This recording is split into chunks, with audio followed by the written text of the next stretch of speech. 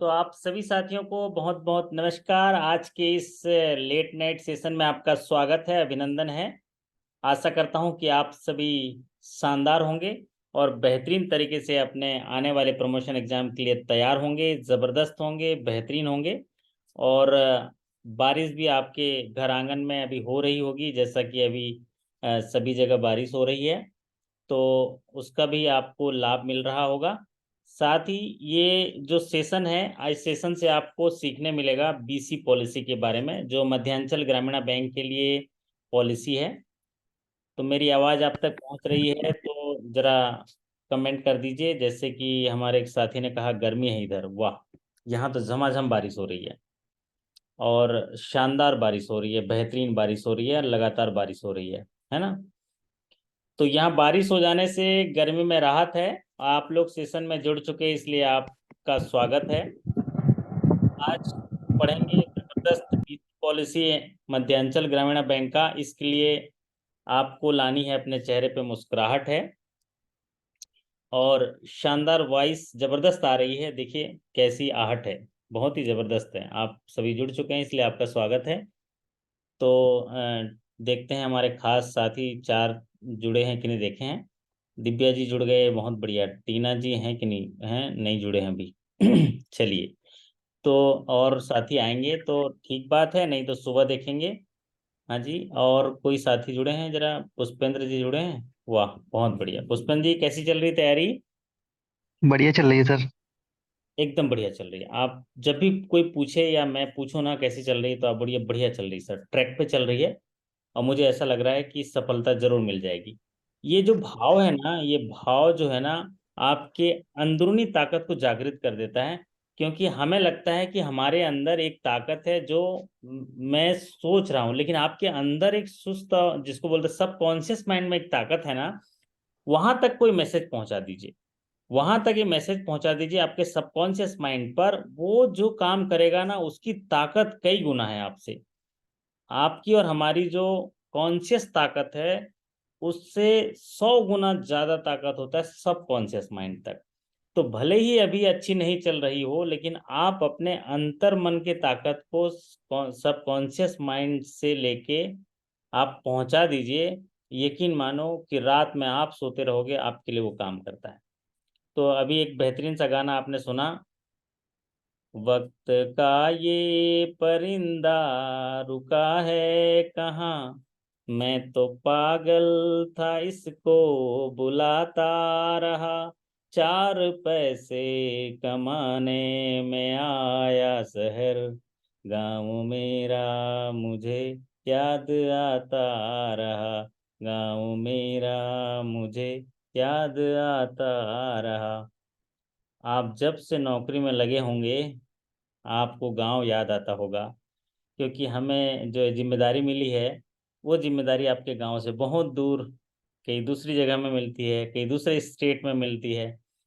तो ये गाना बड़ा दिल को छूता है, अपने घर की याद दिलाता है। जैसे घर जाते हैं तो कितनी सारी खुशियां जो है, ऐसे लगता है कि सारा संसार यहीं पर है। तो लेकिन उसी घर को बनाने के लिए हम लोग बहुत सारी तैयारी करते हैं और एक दिन बड़ा आदमी बनेंगे, एक अच्छा आदमी बनाएंगे, ये तस्वुर हमारे अंदर रहता है। जिससे कि हम लोग शहर में आते हैं और फिर उसके बाद गांव हमेशा याद आता रहता है। और प्राय जीवन में ऐसी है, जिस जगह को छोड़ जाते हैं वो याद आता रहता है। इसीलिए हमें हर पहलू को यादगार बनाना है। जैसे ये मौका मिला है आपको प्रमोशन एग्जाम में अपने आप को सफल करने के लिए, तो ये जो समय हम पढ़ रहे हैं ना, यही याद आएगा, है ना पुष्पन जी? याद आएगा ना? हाँ सर। कोई नहीं है, जगह नहीं है सब। मेरी आवाज आ रही है? जी यस सर। सर। यस अरे, सर। ये सब समय याद आएगा ना जो पढ़े हैं हम लोग? जी सर, बिल्कुल आएगा। याद आएगा ना? कोई साथी बोल रहे सर आप बहुत लेट नाइट पढ़ाते हो, 11:30 बजे, 12 बजे। हम सो जाते हैं 10 बजे, थक के आते हैं बैंक से। तो मैंने पुष्पन जी उनसे क्या पूछा मालूम है? पूछा मैंने, क्या सर? आप पिछली बार लेट पूरा रात भर कब जगे थे? तो उन्होंने कहा कि सर घर में शादी हुआ था, या घर में भागवत कथा हुआ था, या कोई बड़ा सा फंक्शन हुआ था। तब आपको थकावट लगी थी? नहीं नहीं बोले, कोई थकावट नहीं लगी थी, बढ़िया जगह थे, 5 रात सोए नहीं सर पूरा प्रोग्राम तक। तो मतलब ये हुआ कि आपके जीवन में जब एक कोई बड़ा प्रोग्राम होता है तब आपको नींद नहीं आती, अब रात भर जगते हो। मतलब ये जो प्रोग्राम हो रहा है आपके जीवन में, इसका बड़प्पन नहीं है, ये बड़ा नहीं लगता है, इसलिए आप बढ़िया से सो रहे हो। तो उन्होंने बोला सर रहने दीजिए, बस सर मैं समझ गया सर, मैं बिल्कुल जुड़ूंगा। और यकीन मानो आज स्केल 3 में है वो, स्केल 3 पोस्टेड है, स्केल 2 to 3 में प्रमोट हुए हैं और स्केल 3 में बढ़िया शानदार काम कर रहे हैं। और भगवान करे उनको तरक्की बहुत ज़्यादा मिले। तो कहने का तात्पर्य है, अगर आपका मकसद बहुत बड़ा है तो मजाल है कि नींद आ जाएगी। टीना जी नींद आएगी क्या? देखो ये सीना जी जग के आ गए, ऐसे लग रहा है, अभी नहीं थे आगे, है ना? नहीं सर, पहले भी थे सर। पहले भी थे? अच्छा हाँ, मैंने देखे हैं, आपका एकदम लास्ट में जाता होगा ना नाम, इसीलिए। चलिए कोई बात हाँ, नहीं। थोड़ा तभी से जुड़े। ओके। तो देखिए कितना मैं मेरी बात समझ पाए जो मैंने कहा अभी आपको? बिल्कुल सर, अभी सर एकदम नींद आने लगी थी, जैसे ही आपका मैसेज देखा तो बस उठ के बैठ गए सर। तो जीवन में आप अपने मिशन को इतना बड़ा बना दीजिए कि नींद कहाँ चैन कहाँ। अब जब तक उसको हासिल न कर लें तो दिल को सुकून कहाँ।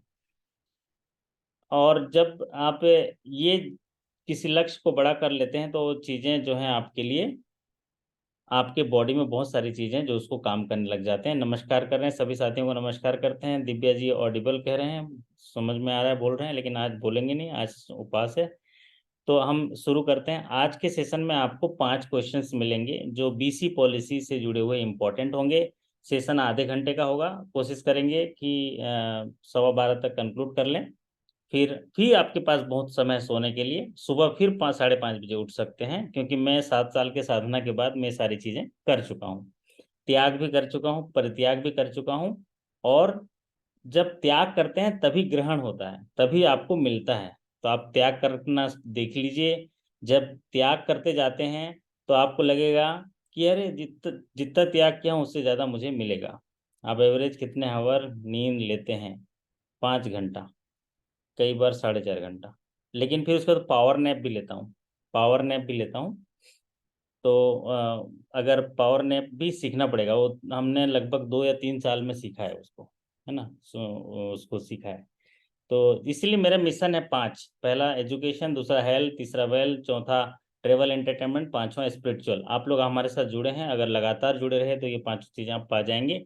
लेकिन हर चीज़ में समय लगता है। तो अभी हम एजुकेशन और हेल्थ स्टार्ट किए हैं, बाकी चीज़ें भी आपको मिलेंगी आगे। तो बीसी पॉलिसी में 5 क्वेश्चन आपको मिलेंगे। दिव्या जी कैसा लगेगा आपको? सर बढ़िया सर। बढ़िया लगेगा। अच्छा एक जी और खुशखबरी बता देता हूँ, दिव्या जी ने अब बोला है तो उनको थोड़ा पुरस्कार दे देते हैं। जी कि सर। आपके प्रमोशन एग्जाम में जितनी सारी चीजें आएंगी उसका 80% आप पढ़ चुके अभी तक, 80% पढ़ चुके। मतलब अगर अभी से पढ़ना छोड़ दो आप, आज है 6 तारीख, 7 8 तारीख पढ़ना छोड़ भी दो तो 80% सही सही करके आएंगी। कैसा लगेगा आपको? सर अच्छा तो लगेगा, लेकिन मन नहीं मान रहा सर, अपन तो लग रहा है सैटरडे भी पूरा टाइम बैठे ही। जी जी, मन नहीं मानता कभी भी, ये अंतिम समय तक नहीं मानेगा। लेकिन एक मेंटर होने के नाते मैं आपको बता रहा हूँ, आप 80% पढ़ चुके हैं, वो चीज़ जो हूबहू एग्जामिनेशन में आएगा। 20% अभी 2 दिन में मैं आपको सरल तरीके से देने की कोशिश करूंगा। वो 20% आएगा, वो भी आप पढ़े हुए हैं, लेकिन थोड़ा ताज़ा ताज़ा पढ़ेंगे तो आपको लगेगा कि हाँ सर ये कैप्चर कर लिया। और उस 20% में से 10% तो ऐसे होंगे जो थोड़े से नए नए होंगे। तो आज बीसी पॉलिसी में 5 सवाल देंगे, थोड़ा सरल तरीके से समझाने की कोशिश करता हूँ। तो आइए स्वागत करता हूँ बीसी पॉलिसी में। भारत एक समावेशी भारत, जो बोलते हैं ना आप, सबका साथ सबका विकास सबका विश्वास। तो इस उद्देश्य से भारत सरकार ने बहुत ही अलग अलग महत्वाकांक्षी योजनाओं की शुरुआत की। जब 2014 के बाद भाजपा की सरकार आई तो उनमें से एक कॉन्सेप्ट पहले से था, लेकिन उसको प्रखरता के साथ उन्होंने एक वित्तीय समावेशन को जोर दिया। भारत को उसके विकास में एक सस्टेनेबल और समावेशी बैंकिंग इंडस्ट्री लाने के लिए एक नए कॉन्सेप्ट की संरचना की गई, जिसको वित्तीय समावेशन कहा जाता है, फाइनेंशियल इंक्लूजन कहा जाता है। अब ये बात कही गई कि भारत में जितने नागरिक हैं, भारत के उस आखिरी घर के आखिरी व्यक्ति तक बैंकिंग की सुविधा पहुंचाने का जो प्रतिबद्धता है, कमिटमेंट है सरकार की, जिसमें भारत में रहने वाले उस आखिरी घर के आखिरी व्यक्ति तक बैंकिंग सेवाएं हम अफोर्डेबल कॉस्ट पे पहुंचाएंगे, ये जो परिसंकल्पना है, इसको फाइनेंशियल इंक्लूजन कहते हैं। लेकिन चुनौती ये थी कि ये हमारी संकल्पना तो है, लेकिन इस संकल्पना को हम मूर्त रूप कैसे देंगे, क्योंकि बैंक हैं लिमिटेड, और बैंक जो है प्रॉफिटेबल संस्था हैं, इनको जो है उन इस्टेब्लिशमेंट का एक्सपेंसेस आएगा, तो फिर वो फ्री में जो सर्विसेज देंगे उनको कॉस्ट इफेक्टिव मैनर कैसे बनाया जाए, इसके लिए एक कॉन्सेप्ट आया जिसको बोलते हैं फाइनेंशियल इंक्लूजन और बिजनेस कॉरेस्पॉन्डेंट चैनल। तो भारत के इस समावेशी भारत में जो विकास के दौर पर इसको सस्टेनेबल बैंकिंग इंडस्ट्री में सभी लोगों को शामिल करने के लिए, ऐसे लोग जो अभी भी भारत की जनता हैं, जिनके पास बैंकिंग पहुंचनी चाहिए वो नहीं पहुंची है, उनको बैंकिंग इंडस्ट्री में लाने के लिए और बेसिक बैंकिंग सर्विसेज जिसमें सेविंग है, रेमिटेंस है, क्रेडिट है, इंश्योरेंस है, पेंशन है, ये तमाम चीज़ें शामिल करने के लिए फाइनेंशियल इंक्लूजन की शुरुआत की गई। अब फाइनेंशियल इंक्लूजन में आप देखिएगा, जैसे ही फाइनेंशियल इंक्लूजन शुरू हुआ उसके बाद सोशल सिक्योरिटी स्कीम आया ना Divya ji, social security scheme आया ना। जी सर। तो उसमें क्या किया गया, देखिए कि बैंक का अकाउंट होना मैंडेटरी है, क्योंकि उसी से लिंक किया जाएगा, तो इसीलिए फाइनेंशियल इंक्लूजन आया। मतलब बैंक की basic services, saving, remittance, credit, insurance, pension, जब किसी समाज का विकास करना चाहेंगे तो विकास कैसे होगा? पुष्पेंद्र जी बताइए, विकास कैसे होगा?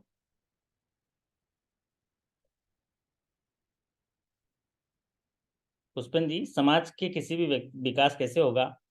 समाज का विकास तब होगा जब वहाँ रहने वाले लोग पहले अपनी आजीविका सही तरीके से शुरू कर पाएं। अपनी आजीविका शुरू करने के लिए पैसा लगता है, वित्त लगता है, वही वित्त पोषण देने के लिए उनको बैंकिंग सिस्टम में आना होता है। उसकी शुरुआत सेविंग से होगी, बैंकिंग सिखाने से होगी, फिर बैंकिंग के लोन से होगी। ये सारी प्रक्रिया फाइनेंशियल इंक्लूजन है। और फाइनेंशियल इंक्लूजन एक ऐसा एस्पेक्ट आया जिससे कि इंक्लूसिव ग्रोथ और डेवलपमेंट को मूर्त रूप दिया जा सकता है। आज एक इस तरह से एक क्रिटिकल एक्सपेक्ट है। और मध्यांचल ग्रामीण बैंक जैसे कि 7 रीजनल ऑफिस के माध्यम से 13 डिस्ट्रिक्ट्स में जो अपनी सेवाएं विस्तारित करता है फाइनेंशियल इंक्लूजन का। और इसमें जो है ऐसे लोग जो अंडर प्रिविलेज रहते हैं, मतलब जहां पर बैंकिंग सेवाएं नहीं पहुंचती हैं, वहां पर फाइनेंशियल इंक्लूजन पहुंचाने के लिए एक बिजनेस कॉरेस्पॉन्डेंट चैनल का जो है इमर्ज किया गया, जिससे कि फाइनेंशियल इंक्लूजन के में क्रांति आई। और ये जो बिजनेस कॉरेस्पॉन्डेंट हैं वो फाइनेंशियल इंक्लूजन को प्रमोट करने का एक कॉस्ट इफेक्टिव मैनर है, ताकि फाइनेंशियल इंक्लूजन की जो सही परिभाषा है उसको मूर्त रूप दें, भारत के नागरिक को कम पैसे में बैंकिंग सेवाएं प्रोवाइड करें। तो जैसे कि आपका बिजनेस है, देखिए आपका बिजनेस जो है, आपका 14,357 करोड़ का जो बिजनेस है 13 डिस्ट्रिक्ट में से 7 रीजनल ऑफिस में, तो इसमें एक बीसी मॉडल आया। तो इस पूरे पेज में से एक क्वेश्चन बन सकता है कि फाइनेंशियल इंक्लूजन की परिभाषा, फाइनेंशियल इंक्लूजन की परिभाषा क्या है, कि भारत में रहने वाले अंडर प्रिविलेज लोगों को बैंकिंग सेवाएं अफोर्डेबल कॉस्ट इफेक्टिव मैनर से पहुंचाने की जो सुविधा है, फाइनेंशियल इंक्लूजन है। और इसके लिए भारत में बैंकिंग में फाइनेंशियल इंक्लूजन पहुंचाने के लिए जो काम करते हैं उनका नाम बिजनेस कॉरेस्पॉन्डेंट है। तो इस पहले स्क्रीन में से 2 सवाल बन सकते हैं। जो सबसे ज्यादा सवाल पूछा जाता है वो आप बोलेंगे पूरे कॉन्सेप्ट में से पूछा जाता है कि भारत में फाइनेंशियल इंक्लूजन का काम कौन करते हैं, और वहां पर ऑप्शन रहता है बिजनेस कॉरेस्पॉन्डेंट। तो फाइनेंशियल इंक्लूजन में बैंक के एजेंट के रूप में जो काम करते हैं उनका नाम है बिजनेस कॉरेस्पॉन्डेंट। तो बिजनेस कॉरेस्पॉन्डेंट की संकल्पना लाई गई, कॉन्सेप्ट रहा फाइनेंशियल इंक्लूजन, और इसके अंदर जो इंटीमेडिएटरी जो जो इस सर्विस को पूरा करने के लिए जो माध्यम रहा वो है बिजनेस कॉरेस्पॉन्डेंट। तो फाइनेंशियल इंक्लूजन क्या है? फाइनेंशियल इंक्लूजन एक ऐसा ऑब्जेक्टिव है जिससे कि लोगों को हसल फ्री सेविंग और लोन फैसिलिटी और basic financial services affordable cost per पहुंचाया जा सके, ऐसे लोगों को जो अंडर प्रिविलेज और अनबैंक पॉपुलेशन वाले लोग हैं उनको जो है पहुंचाया जा सके। अब ये जो यहाँ पर शब्द लिखा हुआ है ये इंटरव्यू के लिए है और कई बार ऐसे सीधे सीधे प्रमोशन एग्जाम में भी पूछा जाता है फाइनेंशियल इंक्लूजन क्या है। तो फाइनेंशियल इंक्लूजन एक वित्तीय समावेशन एक ऐसी परिभाषा है, ऐसा कॉन्सेप्ट है, परिसंकल्पना है जिसके तहत भारत में रहने वाले अनबैंक्ड एरिया में जो लोग हैं या अंडर प्रिविलेज एरिया में जो लोग हैं उनको एफोर्डेबल कॉस्ट से बेसिक बैंकिंग सुविधाएं, free saving accounts, loan facility उनको बिना कॉस्ट के एफोर्डेबल कॉस्ट से पहुंचाया जा सके, यही फाइनेंशियल इंक्लूजन है। और फाइनेंशियल इंक्लूजन को मूर्त रूप देने के लिए जो कॉन्सेप्ट लाया गया उसमें बिजनेस कॉरेस्पॉन्डेंट ऐसे मॉडल है जो आइडेंटिफाइड इंस्टीट्यूशनल एजेंट्स होंगे बैंक की तरफ से, जो बैंकिंग की जो बेसिक सेवाएं हैं उनको सपोर्ट करेंगी, उनको ऑपरेट करेंगी और वो सेवाएं ऐसे अंडर प्रिविलेज और अनबैंक पॉपुलेशन को प्रोवाइड करेंगे, ये जो कहलाएंगे बिजनेस कॉरेस्पॉन्डेंट। तो बिजनेस कॉरेस्पॉन्डेंट जिसको बीसी कहते हैं, बीसी कौन है? बीसी जो है, अगर आपसे बीसी के बारे में सवाल पूछता है तो एक ही सवाल पूछता है, फाइनेंशियल इंक्लूजन में एज ए बैंक के एजेंट कौन काम करता है? बीसी। लेकिन अगर आप इस तरीके से इंटरव्यू में जवाब देंगे तो शायद उतना प्रभावी नहीं होगा। आपको इंटरव्यू में जवाब देने के लिए बीसी जो है, ऐसे BC business correspondent model bank में एक क्रांतिकारी कदम है जिसके माध्यम से अनबैंक्ड और अंडर प्रिविलेज पॉपुलेशन को बेसिक बैंकिंग सर्विसेज जो है एफोर्डेबल कॉस्ट ऑफ मैनर में डिफरेंट लोकेशन में पहुंचाने के लिए जो बैंक के एजेंट के तौर पर काम करते हैं उनको बीसी कहते हैं। और ये बीसी जो है दो किस्म के होते हैं, एक होता है इंडिविजुअल बीसी और एक होता है कॉर्पोरेट बीसी। तो कॉर्पोरेट बीसी ऐसा होते हैं क्योंकि यहाँ पर बीसी मतलब आइडेंटिफाइड इंस्टीट्यूशनल एजेंट या कोई एंटिटीज ऑर्गेनाइजेशन जो बैंकिंग सेवाओं को सपोर्ट करता हो, ग्राहकों को देता हो, बीसी होगा। इसमें दो बीसी होते हैं, एक कॉर्पोरेट बीसी होता है और एक इंडिविजुअल बीसी होता है। कॉर्पोरेट बीसी ऐसा बीसी होता है जिसको नियुक्त करता है हेड ऑफिस से नियुक्त किया जाता है, इंगेज किया जाता है, और जो बैंक के जियोग्राफी में जो है ऑपरेट कर सकता है जहां बैंक द्वारा अलॉट किया गया है, और उसको कॉर्पोरेट बीसी कहते हैं। इंडिविजुअल बीसी जो है बैंक ने डिसकंटिन्यू कर लिया है, bank has decided to discontinue with individual BC considering the risk involved and the high level of supervision required. Individual BC ऐसे बीसी होते हैं जो शाखा स्तर पर नियुक्त किए जाते हैं। तो इंडिविजुअल बीसी में क्या होता है कि उनके ऊपर एक स्ट्रक्चर नहीं होता है, उनको सुपरविजन करने वाला नहीं होता। लेकिन कॉर्पोरेट बीसी में क्या होता है, किसी कंपनी के साथ टाई अप होता है और वो कंपनी जो है उसको निगरानी करता है, सुपरवाइजर होते हैं वहां पर, उनके कार्यकलापों को देखा जाता है। क्यों? क्योंकि पहले इंडिविजुअल जो बीसी थे इनको निगरानी करने के लिए, ये हमारे फौजी प्रदीप जी हैं, ये सभी लोग, बबलू यादव जी, ये निगरानी करते थे क्योंकि ये खुद ही इतना बिजी रहते हैं, निगरानी नहीं कर पाते थे, इसीलिए कॉर्पोरेट बीसी को इंगेज किया गया। तो कॉर्पोरेट बीसी जो टाइप्स होते हैं हेड ऑफिस पे होते हैं। कॉर्पोरेट बीसी का एक ऑर्गेनाइजेशनल सेटअप होता है, उनके सुपरवाइजर होते हैं, उनके ट्रेनर होते हैं, उनके जो हैं रिस्पॉन्सिबिलिटी देखने वाले सारे लोग होते हैं। तो इंडिविजुअल बीसी आपके बैंक ने डिसकंटिन्यू कर दिया है, कॉर्पोरेट बीसी आपके यहाँ चालू है। आइए अब देखते हैं सिलेक्शन क्राइटेरिया और प्रोसीजर क्या है। तो सिलेक्शन प्रोसीजर क्राइटेरिया जो है प्रमोशन एग्जाम में सवाल नहीं पूछा जाता है, फिर भी सरसरी निगाह से हम देख लेते हैं। कॉर्पोरेट जो बीसी होता है वो ऑथराइज्ड एजेंट्स की लिस्ट प्रपोज करता है टू बी एम्प्लॉयड, मतलब एक कॉर्पोरेट बीसी होता है, एक कंपनी होता है, और वो जो है ऑथराइज एजेंट जो प्रपोज करता है एम्प्लॉय के लिए, फिर उनका सुपरवाइजर रखता है, सीएसपी आउटलेट्स के लिए उनके बायोडाटा वगैरह करता है। लेकिन जो एजेंट्स वगैरह होते हैं उनके बैकग्राउंड, एजुकेशनल, प्रेजेंट ऑक्यूपेशन, ये सारे डिटेल देता है, उनके अरेंजमेंट सेट करता है। लेकिन किसी भी बैंक में वो डिफॉल्टर नहीं होने चाहिए। तो फिर उनकी ट्रेनिंग दी जाती है और उनको ऑथराइज एजेंट बनाया जाता है, फिर उनके एक्टिविटी में पार्टिसिपेट करते हैं और उनके ट्रेनिंग वगैरह कंप्लीट करनी होती है 2 दिन की। अब जो बैंक होता है इनके परफॉर्मेंस को मंथली इंटरवल पर रिव्यू करता है, बीसी के, कॉर्पोरेट बीसी के इनके मंथली इंटरवल पर रिव्यू करता है। तो इस पूरे स्क्रीन से एक सवाल पैदा होता है कि बैंक जो है बीसी के परफॉर्मेंस को कौन से इंटरवल में रिव्यू करता है। तो वह मंथली इंटरवल में रिव्यू करता है कि बीसी जो है वो कितना काम कर रहा है और उस ट्रांजैक्शन कितना कर रहा है, अकाउंट्स कितना ओपन कर रहा है, इसका मंथली इंटरवल पर वो क्या करते हैं, इनका रिव्यू करते हैं और कुछ नेसेसरी स्टेप उठाते हैं इसमें बेहतर होने के लिए। तो अभी तक के 3 सवाल जो हैं जितना पढ़ाए हैं, इस 5 स्लाइड में से 3 सवाल बने हैं। पहला फाइनेंशियल इंक्लूजन क्या है, जिसकी परिभाषा आप अभी पढ़े हैं। दूसरा जो है फाइनेंशियल इंक्लूजन में जो सर्विसेज प्रोवाइड करते हैं उनको क्या कहा जाता है, बैंक एजेंट के तौर पर बीसी कहा जाता है।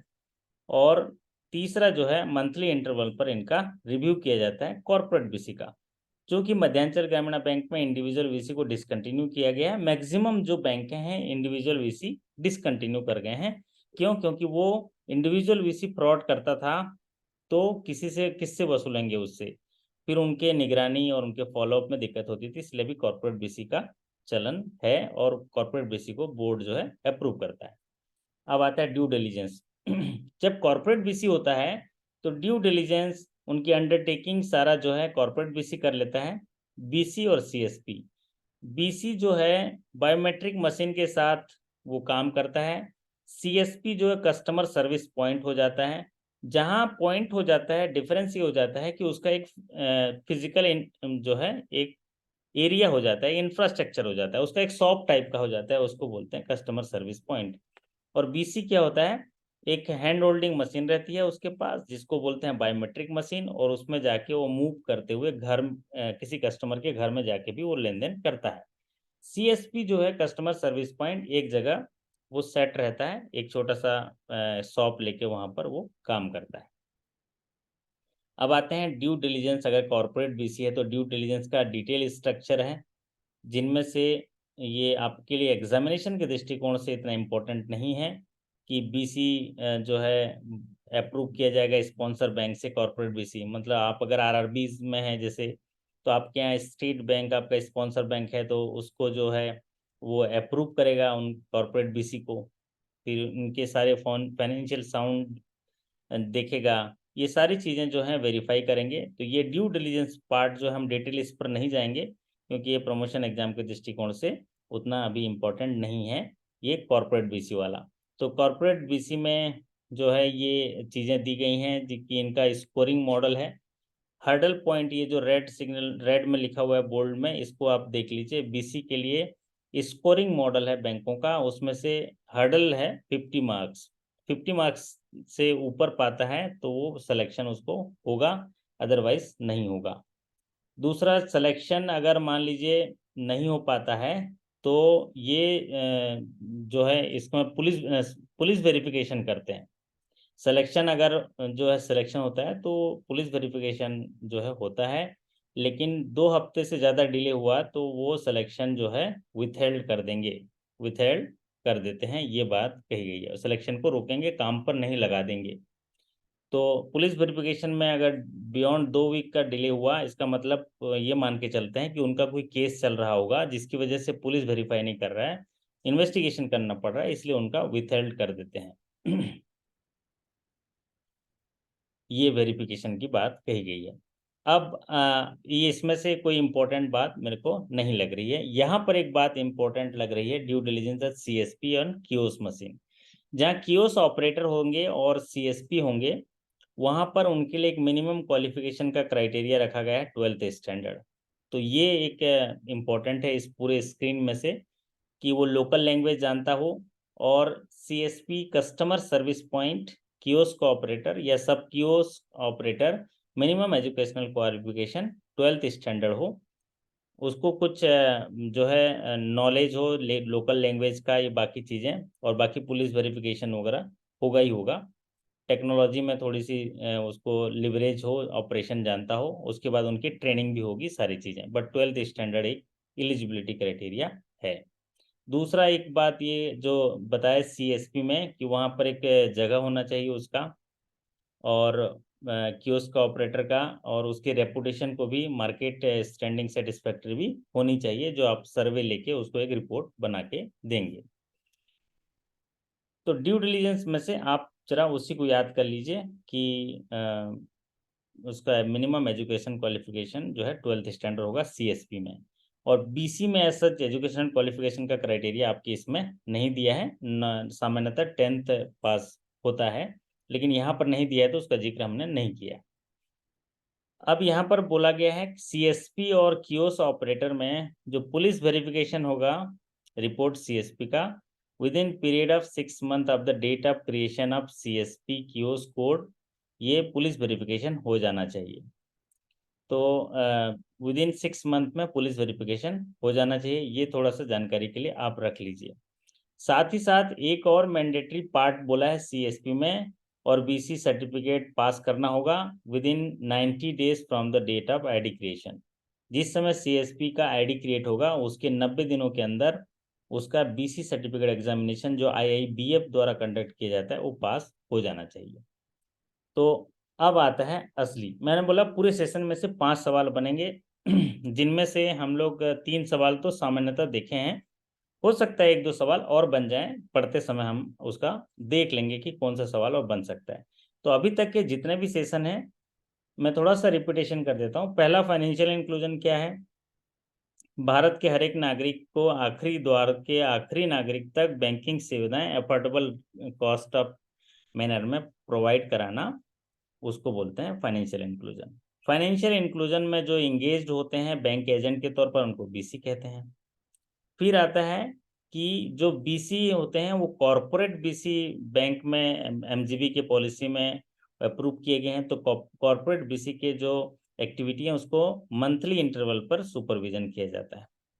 साथ ही साथ जो CSPs हैं उनका minimum educational qualification 12th standard रखा गया। तो अभी तक कितनी मुख्य बातें थी।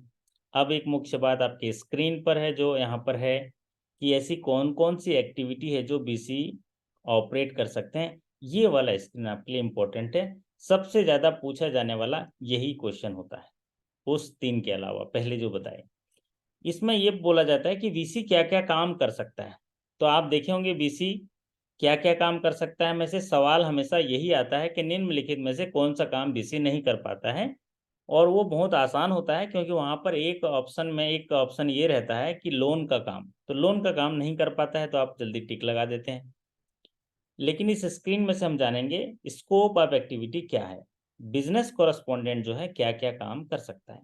सबसे पहला काम है जो उनको करना है, जैसे कि मैंने उसको दायरे में बांटा था, basic bank services, saving deposit, फिर उसके बाद आता है रेमिटेंस, फिर उसके बाद आता है आपका सोशल सिक्योरिटी, फिर उसके बाद आता है उनका लोन एक्टिविटीज और बैंकिंग सर्विसेज। तो opening of deposit account, basic saving bank account, RD account, term deposit. अब यहाँ पर basic saving bank deposit account की के लिए स्पेसिफिकली बोला गया है। उस क्यों बोला गया? क्योंकि basic saving bank deposit account किसी प्रकार का भी चार्ज अट्रैक्ट नहीं करता, बैलेंस रखे तो ठीक, नहीं रखे तो ठीक। क्योंकि यहाँ पर हम फाइनेंशियल इंक्लूजन की बात कर रहे हैं, और फाइनेंशियल इंक्लूजन का मतलब है अफोर्डेबल कास्ट में बैंकिंग सुविधाएं प्रदान करना। तो पहला काम है ओपनिंग ऑफ डिपॉजिट अकाउंट। दूसरा महत्वपूर्ण जो याद रखने वाली बात है कि receipt and payment of small value deposit and withdrawal not exceeding ₹20,000, ये आपके लिए इंपॉर्टेंट है। जो बिजनेस कॉरेस्पॉन्डेंट है वो कितने रुपए की रिसीट और पेमेंट एक्सेप्ट कर सकते हैं? हाँ दिव्या जी बताइए, कितने रुपए एक्सेप्ट कर सकते हैं? सर 20,000 तक।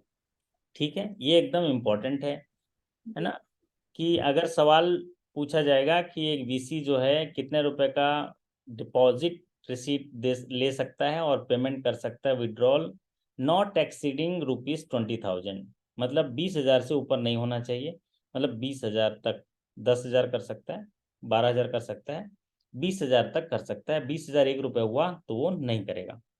और वो भी क्या ट्रांजेक्शन बताएगा? Using kiosk based transaction, card based micro ATMs, Aadhaar enable payment system services, transaction with customer consent.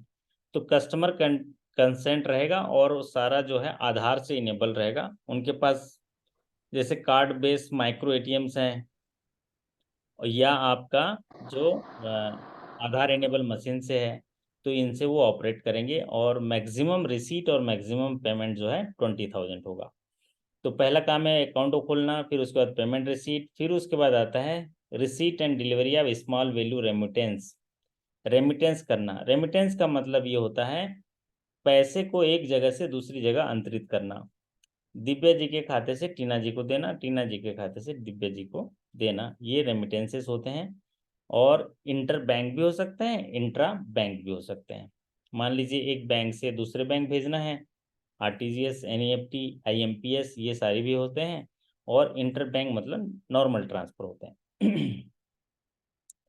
अब आइए देखते हैं, जो भी बीसीज हैं वो Aadhaar number seeding, capturing fingerprints prints और डीबीटी बेनिफिट्स और एईपीएस ट्रांजैक्शन में ये इन्वॉल्व होते हैं। इनमें से इनका काम होता है acceptance in deposit in loan account, और उसके बाद जहाँ पर distribution of coin and bank notes, promoting collecting forms of enrolling customers and social security schemes। Mini statement provide किया जा सकता है, लेकिन फुल स्टेटमेंट प्रोवाइड करने का पावर बीसी को नहीं है, वो शाखा से ही वैलिड होगा। बैंक के योजनाओं को प्रमोट करना, फॉर्म कलेक्ट करना, कस्टमर इनरोल करना सोशल सिक्योरिटी स्कीम्स में, PMJJBY, PMSBY, APY, third party product. Third party product में क्या आता है, स्टेट बैंक के एलआईसी वगैरह जो पॉलिसी करते हैं, या म्यूचुअल फंड कहीं से लिया हुआ है, एसआईपी लिया हुआ है, ये टाइप थर्ड पार्टी आते हैं। लेकिन मेजरली जो है सोशल सिक्योरिटी स्कीम्स, तो ये काम बीसी करेंगे। तो अभी तक जितना पढ़े हैं इसमें से 4 चीज़ें अभी इंपॉर्टेंट हुई हैं। ये लास्ट इंपॉर्टेंट चीज़ जो हम पढ़े, रिसीट और पेमेंट 20,000। अब आता है आपका ये स्क्रीन, जहाँ पर हम देखेंगे कि जो एक्टिविटी बीसी करता है, जैसे क्रॉस सेलिंग करता है, रिसीट करता है, अकाउंट ओपनिंग करता है, मिनी स्टेटमेंट देता है, फिर उसके बाद फॉर्म कलेक्ट करता है, payment receipt, governments activity, social security का एनरोलमेंट करता है, लोन की रिकवरी करता है, फिर उसके बाद जो है यूटिलिटी बिल्स पेमेंट करते हैं, ये सारी एक्टिविटी करते हैं। उनमें जो है एनपीए रिकवरी करते हैं, रिटर्न ऑफ रिकवरी करते हैं, फिर कॉइन भी डिस्ट्रीब्यूशन कराते हैं, ये तमाम चीज़ें कराते हैं। साथ ही साथ केसीसी के रिन्यूअल में भी उसको काम पर लगाते हैं। तो इन सभी काम में उनको एक कमीशन होता है, फीस पेएबल होता है। तो ये फीस को सरसरी निगाह में देखते हैं। अगर रिटर्न ऑफ अकाउंट में रिकवरी होता है तो उसमें कमीशन 15% है। कितना है पुष्पन जी? 15%। 15% है। तो 15% जो है यहाँ सबसे ज़्यादा जो आपका परसेंटेज है वो 15% है। सोचिए 10,000 रुपये का अगर वसूली करता है तो उसको 1,500 रुपये मिलेगा। 1,500 रुपये उसको जो है मिलेगा, और वो है recovery and return of account में।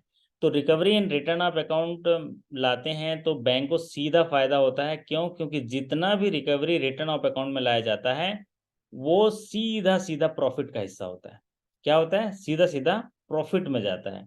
इसीलिए इसमें जो है जब भी रिकवरी एंड रिटर्न ऑफ में कोई आवक आता है तो उसमें सीधा पीएनएल में क्रेडिट होता है। इसीलिए इसमें ज़्यादा उनको जो है कमीशन दिया गया। Recovery in normal NPA account 10% का इसमें फीस है। अब ये एनपीए अकाउंट्स में 10% है क्योंकि एनपीए अकाउंट में क्या होता है कि चार्जेस होते हैं। फिर उसके बाद एनपीए में जब जमा करेगा तो सारी चीज़ें पीएनएल में नहीं जाएगा, प्रिंसिपल में भी जाता है, लेकिन रिटर्न आप में पूरा पूरा पीएनएल में जाता है। अगर नोटिस डिस्ट्रीब्यूशन करना है रिकवरी अकाउंट में तो एक नोटिस का जो है 51 रुपये दिया जाता है। यहाँ पर 5 रुपये है, वो 51 रुपये नहीं सर है, 5 हो 5 रुपये। गए। 5 रुपये है वो, है ना, 51 रुपये नहीं है। 51 रुपये पंडित जी को देना, ठीक है दिव्या जी? जब आप पास हो जाएंगे ना तो कथा कराएंगे तो हम लोग इनके 51 रुपये का 5100 दे देंगे सर। 50 रुपये वाला जो है दे देंगे। तो यहाँ पर ये नोटिस का पर नोटिस 5 रुपये है, इसको वो प्रिंटिंग मिस्टेक हो गया है।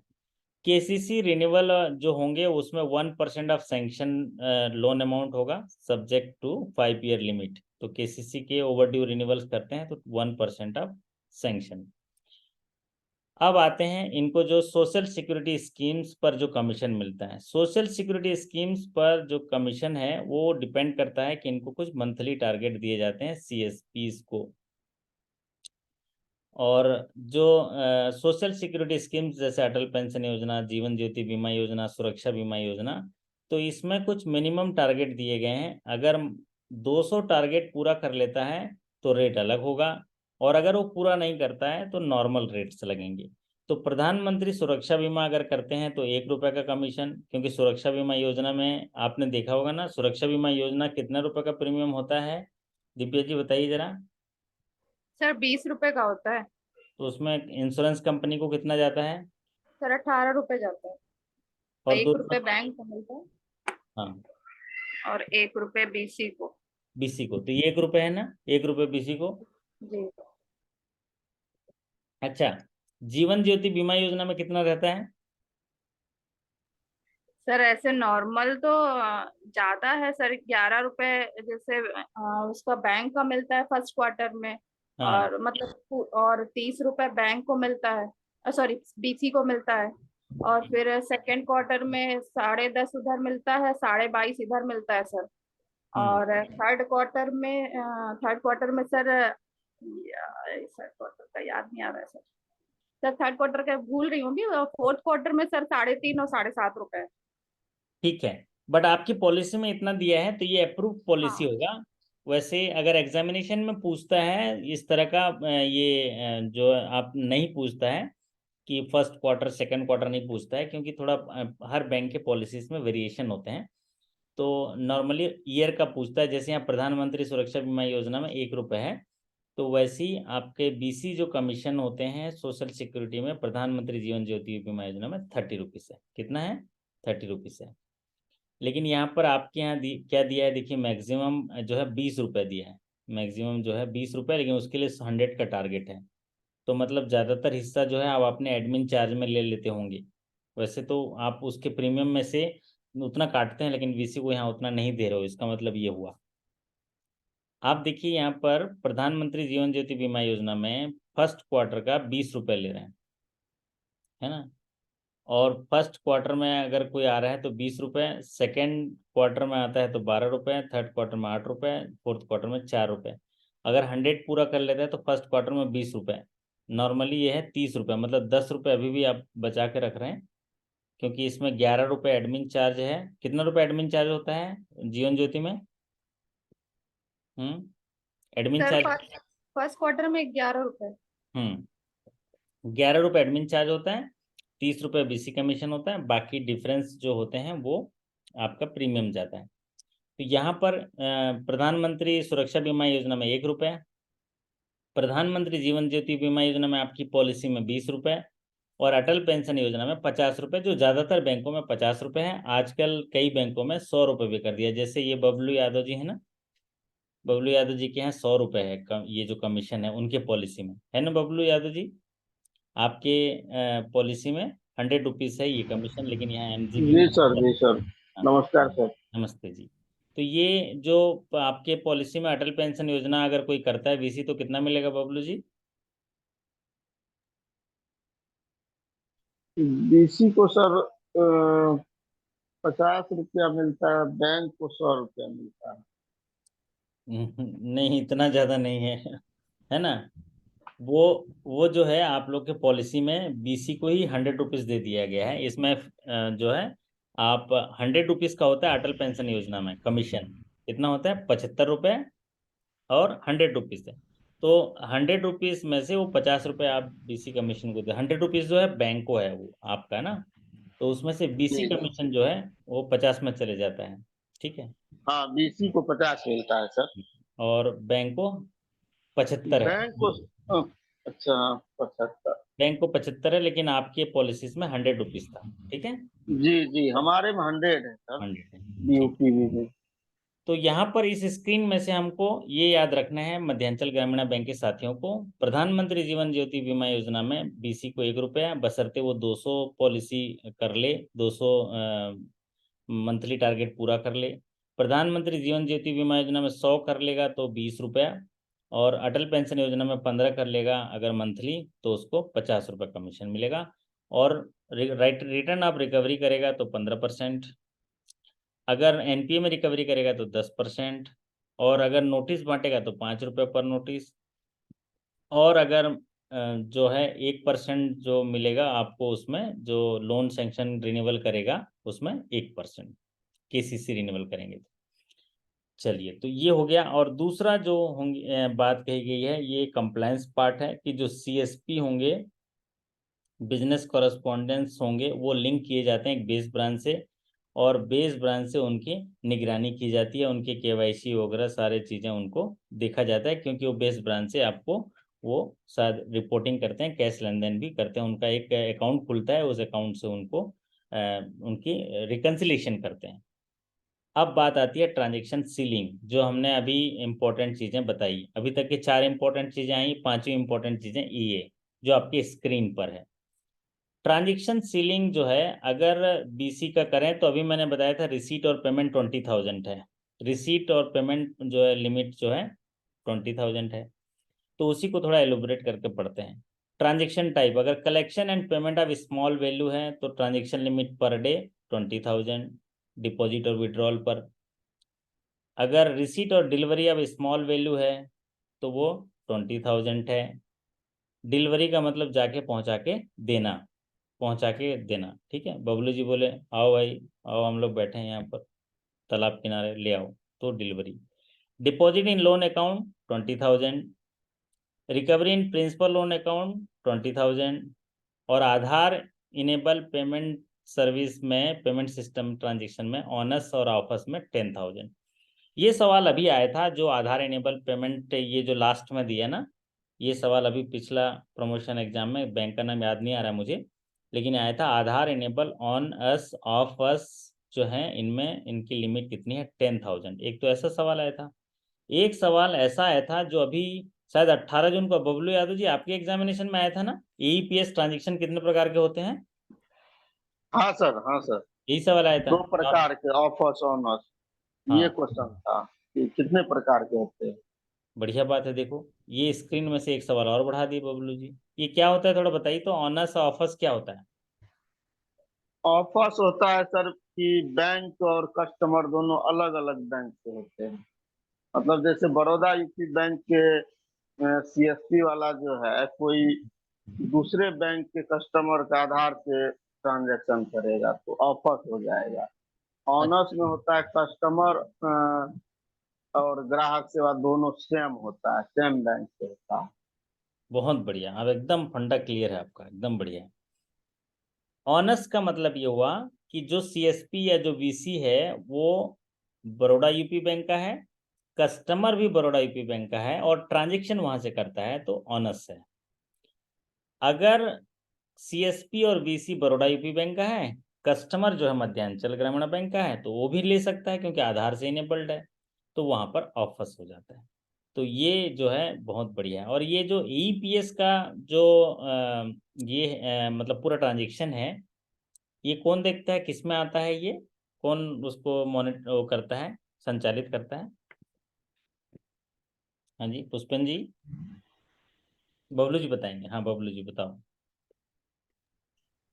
यही फीस का सर, तो ये तो एनपीसीआई के द्वारा होता है ना। एनपीसीआई करता है, एनपीसीआई करता है। इसका मतलब क्यों एनपीसीआई रखा गया है भाई? एनपीसीआई इसलिए रखा गया है कि मान लीजिए इनके बीच का कोई डिस्प्यूट हो तो एनपीसीआई में जाके हम लोग क्लेम करते हैं, चार्जबैक रेज करते हैं, फिर वहां से वो पैसा मिलता है।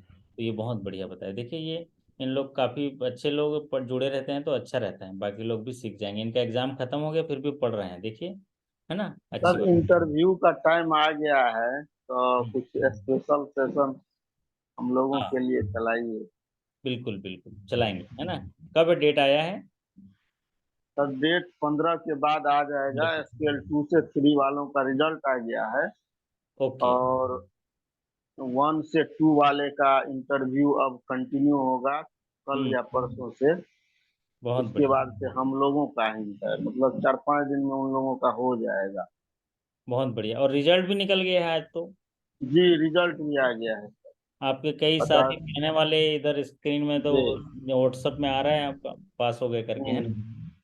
चलिए बहुत जी बढ़िया। जी तो ये जो चीजें पढ़ रहे हो ना आप स्क्रीन पर, ये भी इंटरव्यू में काम आएगा, क्योंकि जितना आप पढ़ते हैं ना, आपके अंदर वोकेबुलरी इनपुट होता है। जितना आप हमको सुनते हैं, उनको आप बोलने की कला भी सीख जाते हैं, कैसे अपने भाव को रखना है, शब्दों को रखना है, चीजों को रखना है। जैसे फाइनेंशियल इंक्लूजन पे पूछ लेगा तो इस स्क्रीन में से सारी चीजें आप बता दोगे कि फाइनेंशियल इंक्लूजन क्या है। तो अभी तक हम 5 चीजें पढ़ चुके हैं इंपॉर्टेंट। थोड़ा देर और साथ में रहिए, 10 मिनट, फिर उसका सेशन कंक्लूड करेंगे। हाँ, तो यहाँ पर ट्रांजेक्शन में आपने स्मॉल वैल्यू ट्रांजेक्शन में रिसीट पेमेंट 20,000, लेकिन जहाँ ईपीएस ट्रांजेक्शन होगा ऑनर्स ऑफर्स, तो यहाँ की लिमिट 10,000 है। अब बीसी एग्रीमेंट में कोई इंपॉर्टेंट ऐसी चीज़ें नहीं है जो प्रमोशन एग्जाम में पूछा जाएगा। ये एग्रीमेंट तो ये कॉर्पोरेट बीसी है, जिसके साथ जो हमारे टर्म्स एंड कंडीशन है, हमारे कमीशन है, इंसेंटिव है, स्ट्रक्चर है, जिसके बारे में अभी जिक्र की, उसका डॉक्यूमेंट्स होता है कि हम एग्रीमेंट साइन कर रहे हैं, ताकि हम दोनों जो है एक दूसरे से इम्पाइल कॉन्ट्रैक्ट से बंधे रहेंगे। Code of conduct, code of conduct ये ऐसा है, मतलब जिसमें कि आपको काम करना होगा और चीज़ों को ट्रांसपेरेंसी के साथ, ड्यू डिलिजेंस, सेंसिटिविटी के साथ ध्यान रखना होता है।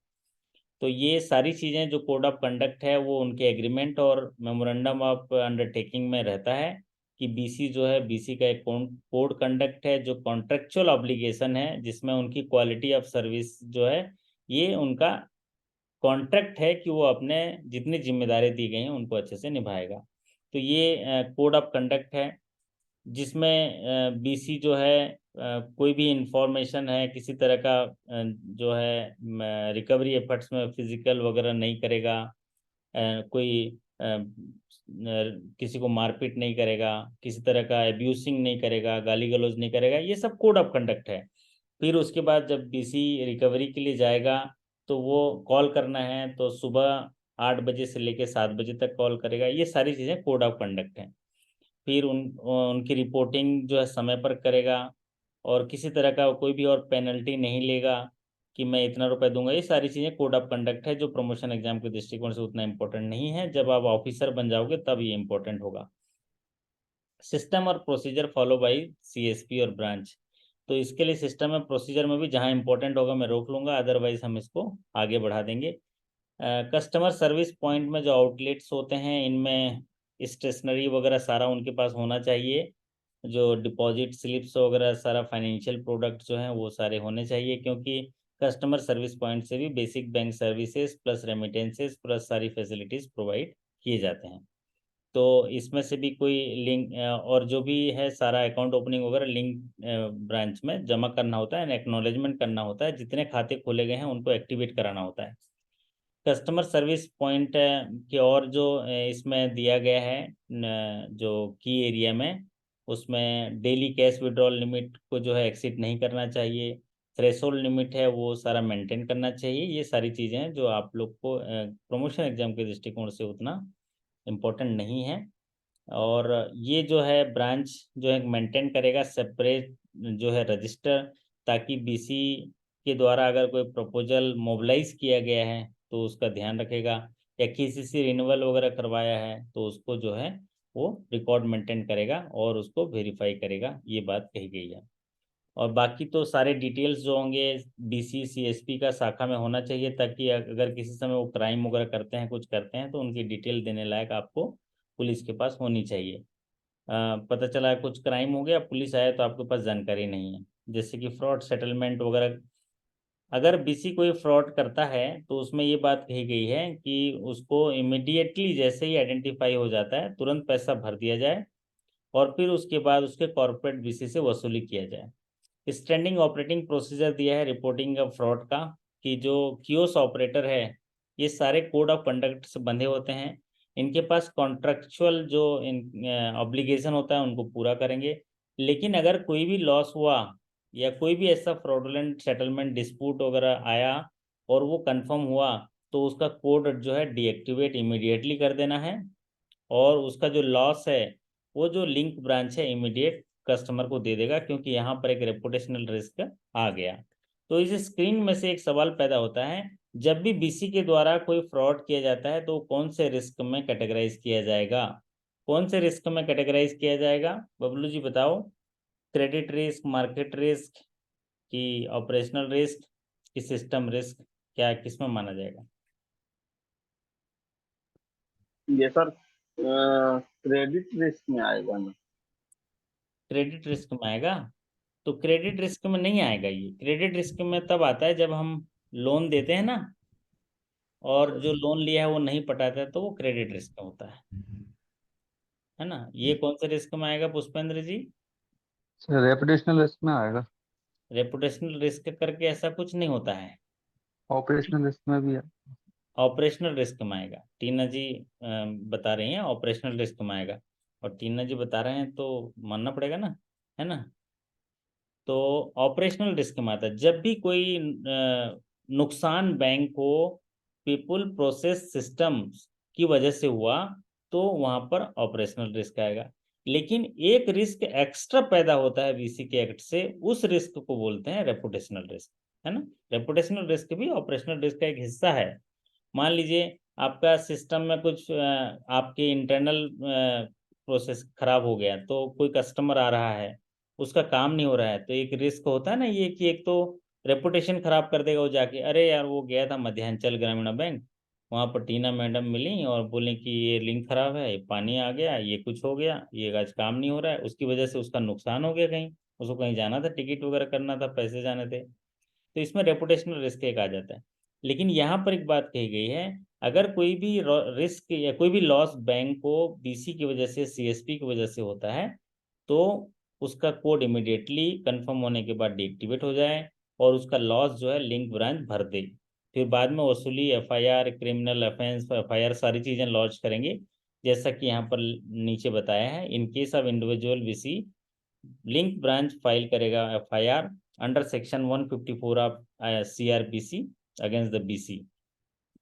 ये बोला गया है। और जो इसमें ये बात अभी है कि फिर उसके बाद जब एफआईआर करेंगे, कॉर्पोरेट बीसी के साथ जो टाई अप होता है, कुछ कॉशन मनी रखा रहता है, उससे भी वो वसूली करते हैं। और आजकल जो कॉर्पोरेट बीसी होते हैं वो इंश्योरेंस भी टाई अप किया हुआ है कंपनी से, अगर ऐसी कोई बात होती है फ्रॉड, तो इंश्योरेंस क्लेम में भी जाता है। ये कॉर्पोरेट बीसी में एक फैसिलिटी है। चलिए, तो अब इस फ्रॉड सेटलमेंट में ये बात कहा गया है कि effort should be made to recover the loss amount from the BC. BC से वो एफर्ट करना चाहिए, उसकी वसूली की बात कही गई है। बाकी एफआईआर वगैरह तो आप करेंगे। डिलीट और डीएक्टिवेशन ऑफ सीएसपी, मतलब क्या हुआ कि अगर किसी सीएसपी का कोड अगर डिलीट करते हैं, डीएक्टिवेट करते हैं या उसको हटाते हैं, तो ये बात कही गई है कि within 48 hours of notice, information received at the branch should display the information regarding disengagement of CSP by the bank।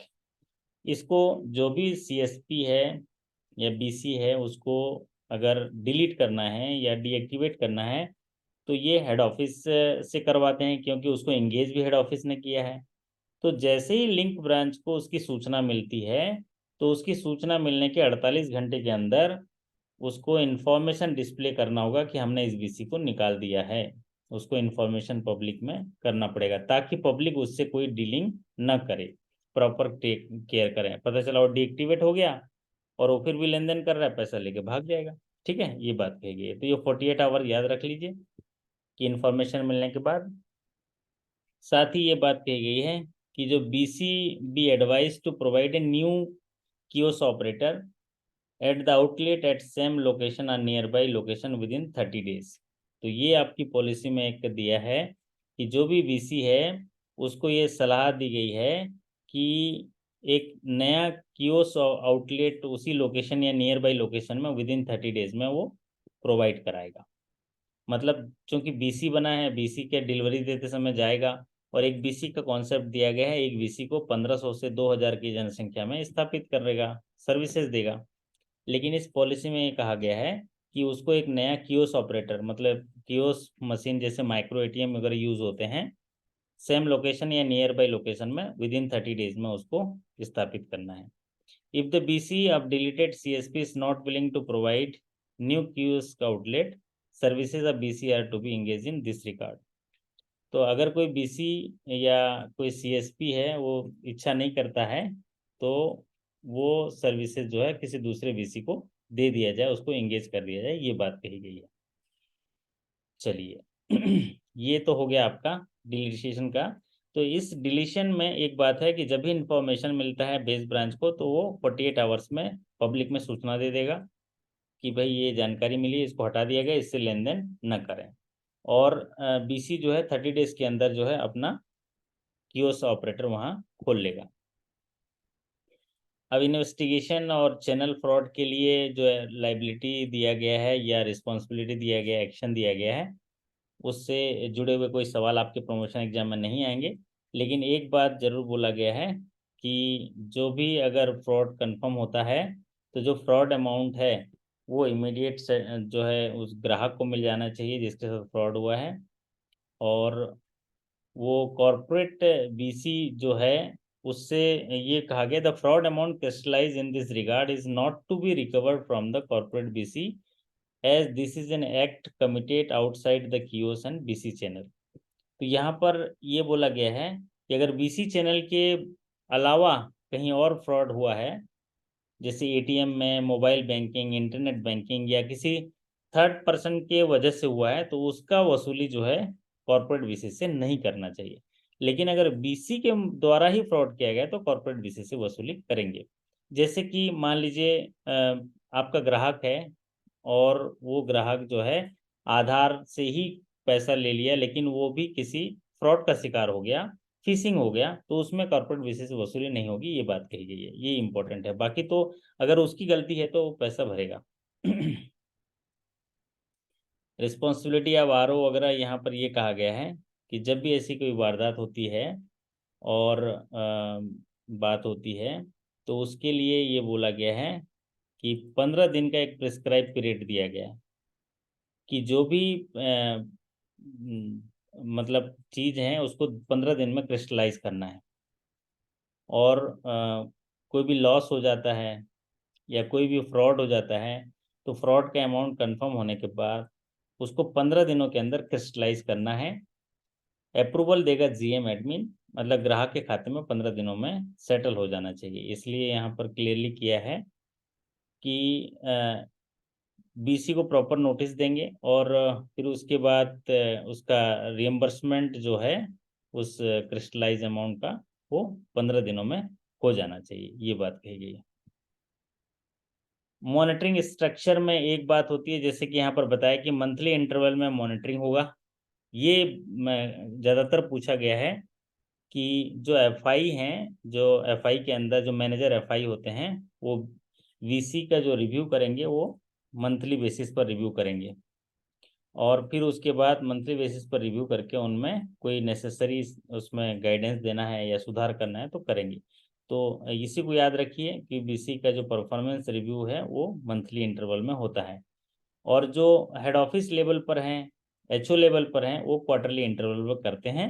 लेकिन जो मैनेजर लेवल पे हैं और बीसी को निगरानी करेंगे वो मंथली लेवल पर। जो एडमिन लेवल पर है, एचओ लेवल पर, जीएम लेवल पर, तो क्वार्टरली इंटरवल पे होगा। तो ये आपके छोटा सा एक सेशन था, लेकिन बहुत ही इंपॉर्टेंट सेशन है ये। इसमें से 5 या 6 क्वेश्चन आप लोगों ने देखा होगा, 5 या 6 क्वेश्चन जो हैं प्रमोशन एग्जाम के दृष्टिकोण से आते हैं। तो अभी 6 सवाल जो बने हैं उसको हम रिपीट करेंगे, लेकिन उसके पहले ये पढ़ेंगे। थोड़ा दिव्या जी पढ़िए जरा, क्या लिखा है, पढ़िए जरा, दिखता है आपको? हर फील्ड में सफलता इस बात पर निर्भर करती है कि आप किस तरह अपने काम को बाकी लोग से सरल, आसान और बेहतर तरीके से करते हैं। बहुत बढ़िया। आपकी सफलता इस बात पर निर्भर करती है कि आप किस तरह से अपने काम को दूसरे लोगों की अपेक्षा सरल और आसान, बेहतर तरीके से करते हैं। सब लोग तो सोते रहते हैं, लेकिन हम लोग सरल तरीके से जग के किसी चीज़ को सीख लिए आज 1 घंटे में। ये हुई ना बड़ी बात, सही बात है। अच्छी लगी आपको दिव्या जी ये बात? जी सर, बिल्कुल। मेरी तो अपेक्षा थी कि आप बोलते कि सर आपके सेशन के हर स्लाइड, आखिरी स्लाइड में जो बात आती है सब बात अच्छी लगती है। ऐसा बोलिए जरा। सर आप जो भी बताते हैं ना उसमें अलग ही इंटरेस्ट आता है और वो अलग तरीके से हम लोग सीख पाते हैं। तो मैं ऐसा सिखा रहा हूँ कि मतलब हमको अभिव्यक्त किस तरह से करना है ताकि हमको किसी चीज़ की पॉजिटिवनेस को बताना भी है। तो देखिएगा मेरे सभी स्लाइड्स में आखिरी में मैं एक चीज़ डालता हूँ, और मॉर्निंग में भी आपको जो मिलता है वो विचार रहते हैं मेरे, कई बार याद आते हैं विचार तो उसको मैं भेजता हूँ, कई बार नहीं विचार कर पाए तो रिपीट चला जाता है आपको। तो चीज़ों को सरल तरीके से करना है, हमें ये सीख देता है, और आसान तरीके से करना है लेकिन बेहतर तरीके से करना है। मैं ये नहीं कह रहा हूँ कि आप सब कठिनाई में हैं। मैं अपना दुख बताऊं तो दिव्या जी बोलेंगे सर ये क्या है, अब मेरा सुनिए मेरा तकलीफ क्या है ना। फिर बबलू को बोलेंगे तो बबलू तो और झड़ी लगा देगा तकलीफ की, फिर तो ये सावन जैसे पानी गिर रहा है ना बाहर, वैसे अपने आंखों से भी पानी गिरेगा। मतलब तकलीफ सबके पास है, लेकिन उसके बावजूद भी हमको एक जीवन का मिशन पूरा करना है, सरल तरीके से, आसान तरीके से, बेहतर तरीके से, बिना किसी को कष्ट पहुंचाए और खुद को भी सरल तरीके से लेकिन बेहतर करना है। तो आज के सेशन में आप लोग ध्यानपूर्वक सुने। बीसी पॉलिसी नॉर्मली आप लोग सभी जानते हैं, लेकिन फिर भी रिवीजन आपका हो गया। इस पॉलिसी में से मुख्य बातें 6 हैं। तो पहली बात कौन बताएगा? पहले मैं देता हूँ बबलू यादव जी। एक मुख्य बात जो प्रमोशन एग्जाम में आता है, एक ही बात बता दीजिए बबलू जी। इसमें सर ये आता है, जैसे मेरे एग्जाम में क्वेश्चन ही आया हुआ था हम्म। कि कितने प्रकार के ट्रांजैक्शन बीसी के द्वारा किया जाता है, तो इसका आंसर है ऑफर्स और ऑनर्स, दो तरह के ट्रांजैक्शन होते हैं। बहुत बढ़िया, है सर ना। आज ये अच्छी बात है, और हो सकता है वही सवाल इनके में भी आ जाए। चलिए, एक बात हमारे साथी ने बता दिया। दूसरा महत्वपूर्ण बात जो आज के सेशन में सीख पाए, अविनाश जी आप बताएंगे? अविनाश जी।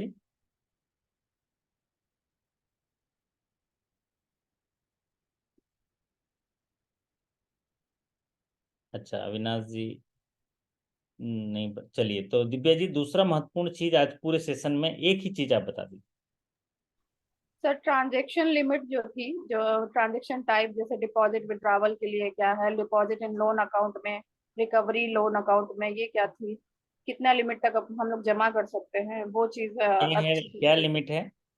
सर डिपॉजिट विड्रॉवल और डिपॉजिट इन लोन अकाउंट, और या तो रिकवरी इन लोन अकाउंट, ये सब सर 20,000 तक है। और 20,000 ए आई पर डे? पी, हाँ सर, पर डे, हाँ। 20,000 हम्म, जी। और एपीएस का ट्रांजेक्शन सर 10,000 तक की लिमिट है। बहुत बढ़िया, अच्छी चीज सर बताए। सर ये इसमें एक क्वेश्चन और बनता है क्या, ये जैसे नहीं ओबीसी को इसमें कितने रुपए मिलते हैं, तो उसका सर अब इस हमारी पॉलिसी में कुछ नहीं, तो आप कुछ अलग से बताना चाहते हो तो जैसे आपको पता हो। ट्रांजेक्शन में उनका टर्नओवर ट्रांजेक्शन में बात कर रहे हैं क्या? हाँ सर, जैसे कि सेविंग अकाउंट खोलते हैं तो 20 रुपए है जनरली, आरडी खोलते हैं तो तो 20 वो तो रुपए है। पॉलिसी में कहीं जिक्र नहीं है, और अभी जो है 3 चीजें ही उनमें पूछे जाते हैं अभी तक के, जैसे सोशल सिक्योरिटी स्कीम में बीसी को कितना मिलता है, जो आपके ऑलरेडी प्रिस्क्राइब्ड हैं, ठीक है। जी सर और ठीक है सर। दूसरा जो है ये रिकवरी का, जो आपके पॉलिसी, अगर ये पॉलिसी आईबीपीएस के पास गया होगा तो जो मैं पढ़ाया हूँ वो आएगा कि रिटर्न ऑफ अकाउंट में रिकवरी करेगा तो बीसी को कितना मिलेगा, 15%। एनपी अकाउंट में रिकवरी करेगा तो बीसी को कितना मिलेगा, 10%। अगर नोटिस भेजेगा तो 5 रुपये पर नोटिस, और अगर केसीसी रिन्यूअल करेगा तो सैंक्शन लिमिट का 1%। तो इतना ही पूछेगा ये पॉलिसी अगर उनके पास गया होगा, और जरूर गया है ये पॉलिसी आईबीपीएस के पास, ठीक है। बाकी जो पॉलिसी में जिक्र नहीं है वो उनमें से, जैसे आधार सीडिंग में, आधार सीडिंग में कितना रुपये मिलता है? सर 5 रुपए पाँच मिलते रुपये हैं। मिलता है, 5 रुपये मिलता है, ठीक है। तो वैसे ही आपको कॉमन चीजें जो है रखनी है, और जो पॉलिसी में है ही नहीं इसलिए उसको हम लोग पढ़े नहीं, जैसा है। चलिए ये हो गया। अब एक साथी बताएं जरा, पुष्पेंद्र जी, अगला महत्वपूर्ण चीज क्या था? अभी 2 ही महत्वपूर्ण चीज हुआ है, अगला महत्वपूर्ण चीज इस पॉलिसी से क्या है? सर माइक्रो लेवल पे सबसे फाइनेंशियल इंक्लूजन का काम बैंक के लिए कौन करता है? ये बहुत बढ़िया सवाल आपने बताया, और जो हो सकता है यही आ जाए और सभी साथी बना लें, जो पढ़े वो भी बना देगा, जो नहीं पढ़े वो भी बना देगा, है ना। जी वो सर। है बीसी की बैंकिंग फाइनेंशियल इंक्लूजन पॉइंट। में एज ए बैंक के एजेंट जो है, अनप्रिविलेज और अनबैंक्ड एरिया में जो banking service affordable cost of manner से पहुंचाते हैं वो कौन है? उनको बोलते हैं बीसी। चलिए, ये हो गया 3 बातें। अब सुकृति जी चौथी महत्वपूर्ण बात बताइए जरा आप। हेलो। जी, कैसे हैं आप? बढ़िया सर। ये हुई ना बात, है ना। बताइए। सर ये 90 डेज आईडी क्रिएशन के 90 डेज के अंदर उसको बीसी सर्टिफिकेट का एग्जाम पास करना होगा। अच्छा, और हाँ उसका मंथली बेसिस पे उसका ये वो होगा, इम्पोर्टेंट, रिव्यू होगा, हाँ मंथली बेसिस बीसी पे का उनका परफॉर्मेंस रिव्यू होगा, है ना। परफॉर्मेंस रिव्यू ये होगा सवाल जी। आया था इसलिए मैंने पूछ रहा हूँ कि जो मॉनिटरिंग होता है उसका कौन से बेसिस पे होता है, तो वो मंथली परफॉर्मेंस रिव्यू होगा कॉर्पोरेट बीसी का। लेकिन यहाँ पर एक इंडिविजुअल बीसी जो आपके यहाँ अभी नहीं है, इंडिविजुअल बीसी का होता है तो वहाँ पर फोर्टनाइट बेसिस था, 15-15 दिन में, क्योंकि इंडिविजुअल बीसी में ज़्यादा निगरानी करने की जरूरत है। कॉर्पोरेट बीसी में क्या होता है, एक स्ट्रक्चर होता है उनका, क्योंकि वो सुपरवाइजर भी होगा, मैनेजर भी होगा, इसलिए यहाँ पर 1 मंथ है। बहुत बढ़िया बताया आपने सुकृति जी। और जी टीना सर। जी आप बताइए जरा, अभी तक हमारे 4 साथी बता चुके, एक और आप बता दीजिए, पांचवी इंपॉर्टेंट चीज क्या है।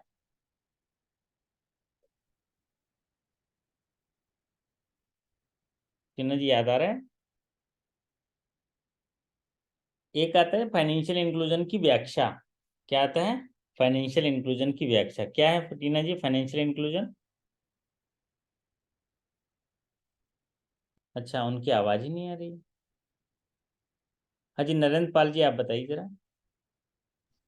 जी सर। हाँ सर भारत के पिछड़े तबके तक बैंकिंग सुविधाओं को आसानी से पहुंचाना और अफोर्डेबल रेट पे, हाँ बहुत यही बढ़िया। सर। Affordable rate. हाँ आपकी आवाज़ नहीं आ रही टीना जी, उनको टीना जी की आवाज़ नहीं आ रही है, उन्होंने वो अभी रात हो गई ना तो सब खिड़की दरवाजे बंद कर दिए होंगे, है ना। ओके, कोई बात नहीं। अब ये हमारे नरेंद्र पाल जी बता दिए। और एक महत्वपूर्ण चीज़ है इसमें, कुलदीप जी बताइए, इस सेशन में आप कौन सी महत्वपूर्ण चीज़ और छूट रही है। सर लोन रिकवरी पे जो उन्हें कमीशन मिलता है वो राइट ऑफ में 15% और एनपीए अकाउंट है और हम्म। उसके अलावा सर केसीसी रिन्यूअल में 1% है और नोटिस डिस्ट्रीब्यूशन में 5 रुपए। 5, आधार सीडिंग में 5।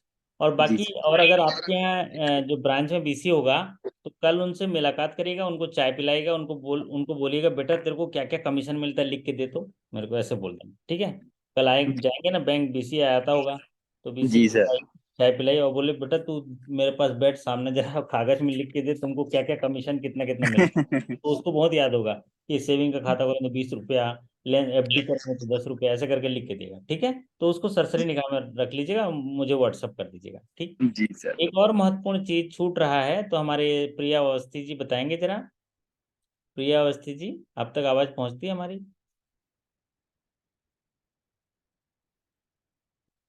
अच्छा, मैं ये सारी चीजें पूछता हूँ ये इसलिए कि आपका जो ये सबकॉन्शियस माइंड है ना वो जागृत हो जाए।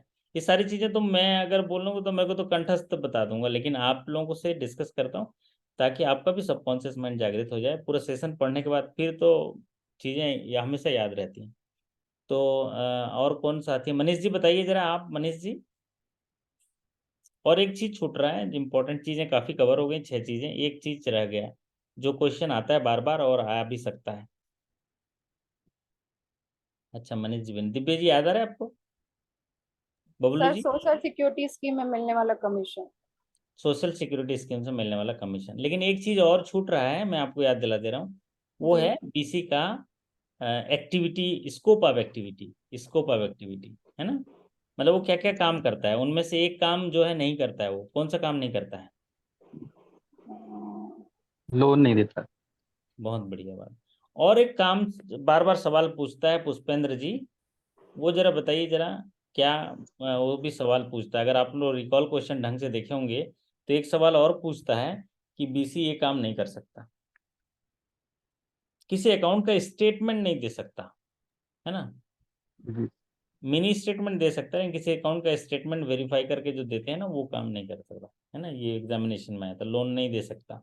लोन की प्रपोजल लेकिन मतलब वो कर सकता है, मोबिलाइज कर सकता है, फॉर्म कलेक्ट कर सकता है, कर सकता है, यस। केसीसी रिन्यूअल वगैरह में मदद कर सकता है ना, रिकवरी कर सकता है।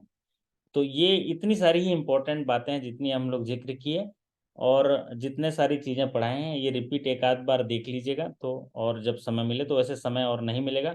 इसके हम एमसीक्यूज अब कल से ना एमसीक्यूज करेंगे, जैसे आज भी कुछ क्वेश्चन आज एक सेशन अटेंड किया आप लोगों ने जो इस मेरे से पहले था, फर्स्ट क्वेश्चन सेशन अटेंड किया जी ना? सर। हाँ वो सर। उस सेशन से भी बहुत सारे सवाल आपके आ जाएंगे, ठीक है? तो सर उसमें एक बीसी का क्वेश्चन था, उसमें माइक्रो एटीएम और वो कियोस्क, वो बायोमेट्रिक दोनों दिए थे आंसर में। अच्छा, दोनों दिए थे। हाँ, और एक लेकिन पीओएस भी दिया लेकिन था। लेकिन अगर बीसी में अगर कोई सवाल पूछता है ना, तो उसमें क्या क्या ऑप्शन था? बायोमेट्रिक डिवाइस था, माइक्रो एटीएम था, पीओएस था, चौथा याद नहीं। नहीं नहीं, बीसी जो है बायोमेट्रिक मशीन्स का, उनका बेसिक कॉन्सेप्ट बायोमेट्रिक मशीन से है, और कियोस ऑपरेटर और सीएसपी में माइक्रो एटीएम्स पर जाता है। तो बीसी जहां पर आया वहां पर आपको बायोमेट्रिक मशीन्स पे ही टिक लगाना है, ठीक है? तो जी वो जी सर। बायोमेट्रिक मशीन्स जो है उसका बीसी का जो है मेन है। फिर माइक्रो एटीएम्स में क्या होता है, एटीएम कार्ड्स होते हैं, तो वो कॉन्सेप्ट जो है बात का कॉन्सेप्ट है, लेकिन बीसी के लिए बायोमेट्रिक मशीन आएगा तो उसी में टिक लगाइएगा, ठीक है? जी। चलिए, तो और कुछ कहना है दिव्या जी? कल जो है, कल सारे सेशन जो हैं आपके लिए इम्पोर्टेंट एमसीक्यूज होंगे। और परसों आपका एग्जामिनेशन कब है? संडे? जी सर। संडे है तो अच्छा है, मतलब ईश्वर का धन्यवाद करना चाहिए, एक दिन शनिवार छुट्टी मिल गया, दिन में भी पढ़ सकते हैं आप, है ना? तो अभी आप क्या करिए कि जो चीज़ें पढ़े हैं अभी हम क्या करेंगे, कल कुछ जनरल बैंकिंग के भी एमसीक्यूज देंगे जो आपके प्रमोशन एग्जाम आएंगे, प्लस इंटरनल भी आपको जो है एमसीक्यूज देंगे। तो इसी तरह आप लोग पढ़ते रहिए, और जितनी भी चीज़ें सीखे हैं उसके लिए धन्यवाद करिए कि इतना समय मिल पाया, भगवान मैंने इतना कर पाया। बस आपसे एक ही निवेदन है कि वही क्वेश्चन आप एग्जामिनेशन में ले आइए जो मैं पढ़ी हूँ या जो मैं पढ़ा हूँ। तो यही प्रार्थना करना है, इसको बोलते हैं ग्रेटिट्यूड। एटीट्यूड क्या होता है? एटीट्यूड तो अपने हिसाब से चेंज होता है, वो बोलेगा अरे ये क्या पढ़ा रहे हैं यार, ये मैं क्या पढ़ रहा हूँ यार, फालतू चीज़ें हैं ये, थोड़ी ना आएंगी, कुछ और पढ़ेंगे, ये एटीट्यूड हुआ। लेकिन ग्रेटिट्यूड क्या है, मैं जितना भी पढ़ा हूँ, मान लीजिए मैं 2 दिन ही पढ़ा हूँ, सर 2 दिन ही पढ़ाए हैं, लेकिन मैं भरोसा करता हूँ कि यही चीज़ प्रमोशन एग्जाम में आ जाए भगवान, बस मैं आपका बहुत धन्यवादी होऊंगा। और अगर मुझे ये अपॉर्चुनिटी मिलता है तो मैं मेरे सिलेक्शन के बाद भी आपको निराश नहीं करूंगा।